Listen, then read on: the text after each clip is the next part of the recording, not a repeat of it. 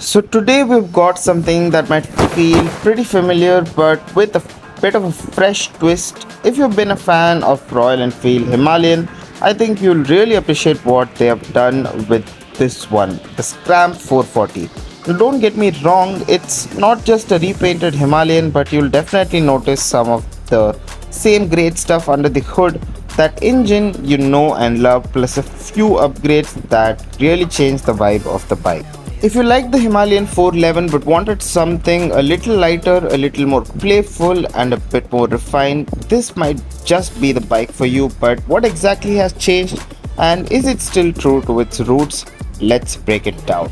First off, the design, the Scram 440 still has that rugged, purposeful stance, but it's a little more streamlined compared to the old Scram 411. The tank shrouds are now more sculpted, giving it a muscular look. The fuel tank itself is larger at 15 liters compared to the 12 liter on the Scram 411.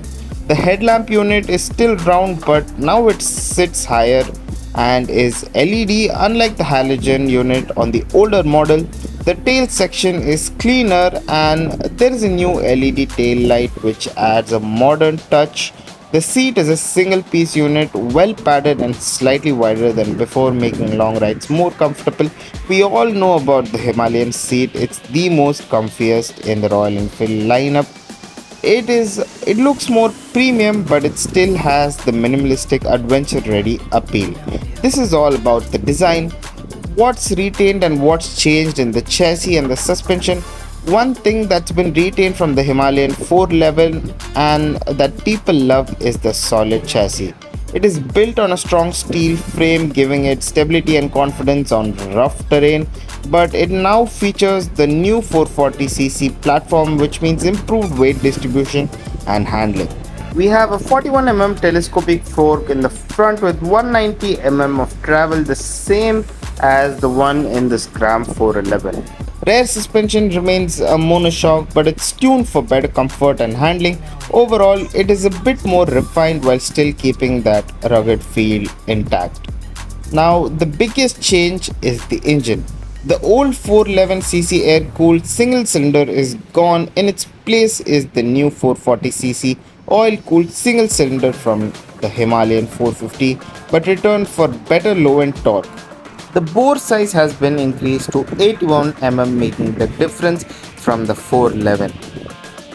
Power figures around 25 brake horsepower and 35 Nm of torque, which is a step up from the Scram 411. The gearbox is now a 6-speed unit, which means better highway cruising. Of course, it lags a bit still, but it will be a little bit better than the Scram 411.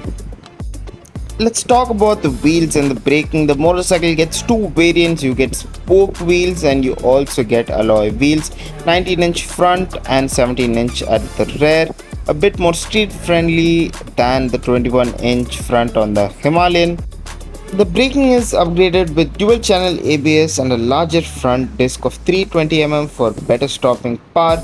Now the Scram 440 also gets switchable ABS for some off-road fun.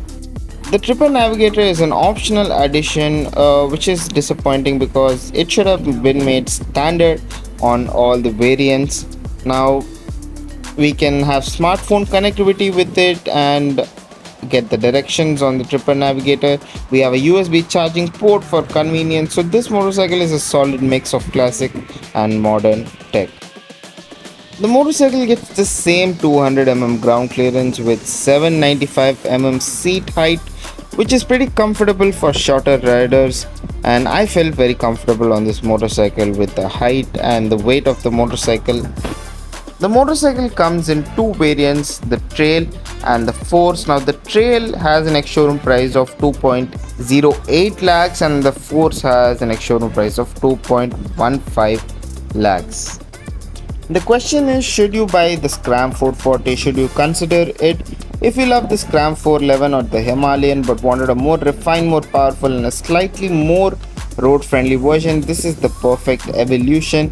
It is still rugged and adventure ready, but with better tech, more power and some modern updates. Not much, I would say, but for people who still love the old Himalayan and the Scram, It's good that this motorcycle is back, and for the price, it's one of the best options for urban riders who still want some weekend adventure fun and something that doesn't throw all the power at you at once, which has controlled power and still feels raw. But what do you think? Would you pick the Scram 440 over the Himalayan 450 or the KTM 390 Adventure or even the Triumph's Scrambler? Drop your thoughts in the comments.